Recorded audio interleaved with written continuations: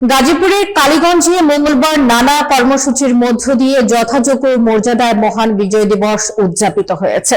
সূর্যোদয়ের সঙ্গে সঙ্গে ৩১ বার তোপ ধ্বনির পর উপজেলা কেন্দ্রীয় শহীদ মিনার প্রাঙ্গণে স্বাধীনতা স্তম্ভে উপজেলা প্রশাসন, উপজেলা পরিষদ, থানা প্রশাসন, মুক্তিযোদ্ধা সংসদ ও বিভিন্ন প্রতিষ্ঠান পুষ্পস্তবক অর্পণ করে শহীদদের প্রতি শ্রদ্ধা নিবেদন করে।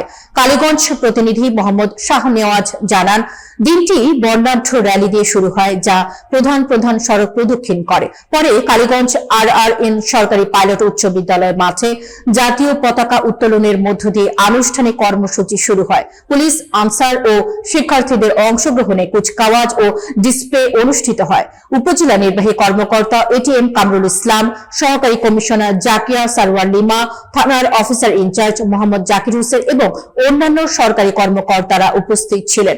দুপুরে শহীদ পরিবার ও বীর মুক্তিযোদ্ধাদের সংবর্ধনা দেওয়া হয়। তাদের মাথায় টুপি পরিয়ে সম্মান প্রদর্শন করা হয় এবং সাদা গেঞ্জি উপহার দেওয়া হয়। দিবসটি উপলক্ষে হাসপাতাল ও এতিমখানায় খাবার পরিবেশন করা হয়।